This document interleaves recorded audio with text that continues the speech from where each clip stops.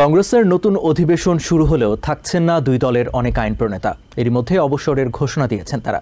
কংগ্রেসকে আরও কার্যকর করতে জনগণের সাথে আইন প্রণেতাদের যোগাযোগ বাড়ানোর পরামর্শ দিয়েছেন মিশিগানের বিদায়ী ডেমোক্রেটিক কংগ্রেসম্যান ড্যানিয়েল কিলডি। ক্যালিফোর্নিয়ার ডেমোক্রেটিক কংগ্রেসওম্যান গ্রেস নেপোলিটানো বলেছেন, আইন প্রণেতারা যে দলেরই হোক না কেন, জনগণের কথা সবার আগে ভাবতে হবে। ওয়াশিংটন ডিসিতে চলমান রাজনৈতিক বিভাজন দূর করতে দুই দলের মধ্যে যোগাযোগ বাড়ানো এবং একে অন্যের মতামতকে গুরুত্ব দেওয়ার পরামর্শ দিয়েছেন ওয়াশিংটনের রিপাবলিকান কংগ্রেসওম্যান ক্যাথি ম্যাকমরেজ রজার্স।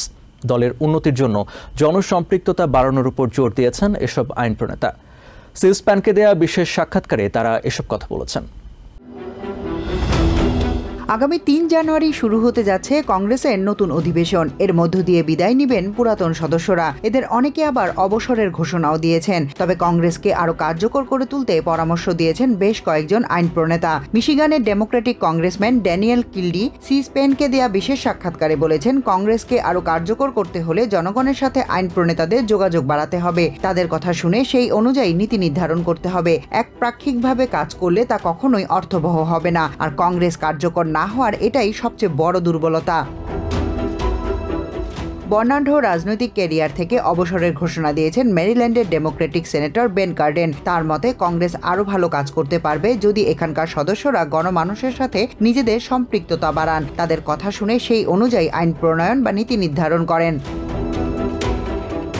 অবসরের ঘোষণা দেয়া হাউজের সবচেয়ে বয়োজ্যেষ্ঠ ক্যালিফোর্নিয়ার ডেমোক্রেটিক কংগ্রেসওম্যান গ্রেস নেপোলিটানো বলেন, আইন প্রণেতারা যে দলেরই হোক না কেন, জনগণের কথা সবার আগে বিবেচনা করতে হবে। তাদের সাথে যোগাযোগ বাড়াতে হবে, তবেই কংগ্রেস আরও কার্যকর হবে।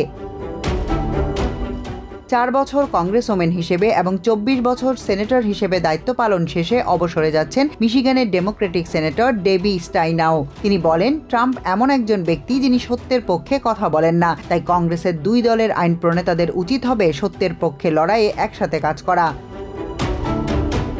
শুধু কংগ্রেস নয়, ওয়াশিংটন ডিসিতে চলমান রাজনৈতিক বিভাজন দূর করার পরামর্শ দিয়েছেন বিদায়ী এসব আইন প্রণেতারা। এ নিয়ে ড্যান কিলডি বলেন, রাজনৈতিক দলের মধ্যে মতভেদ থাকলেও দেশ ও জনগণের স্বার্থে তার সমাধান করতে হবে, আর তা করতে হবে কংগ্রেসেই। ওয়াশিংটনের রিপাবলিকান কংগ্রেসওম্যান ক্যাথি ম্যাকমরেজ রজার্স বলেন, ওয়াশিংটন ডিসিকে আরও কার্যকর করে তুলতে দুই দলকেই নিজেদের মধ্যে যোগাযোগ বাড়াতে হবে, মতামতকে গুরুত্ব দিতে হবে।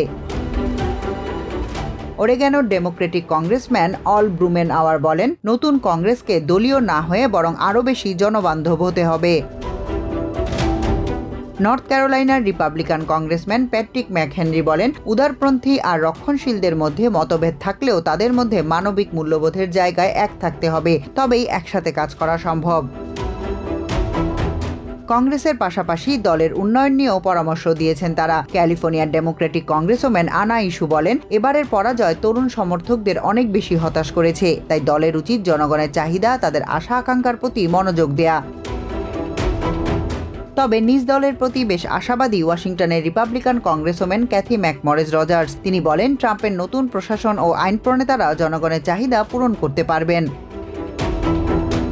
পেনসিলভেনিয়ার ডেমোক্রেটিক সেনেটর বব ক্যাসি বলেন, দলের উচিত শুধু নির্বাচনের দিকে মনোযোগ দেয়া নয়, বরং জনগণের জন্য কতটুকু কি কাজ করা হয়েছে তাই তুলে ধরা। Tahmina Tashi, TVN 24 news desk. New York থেকে সম্প্রচারিত TVN 24 টেলিভিশন বিশ্বজুড়ে বাঙালির কণ্ঠস্বর।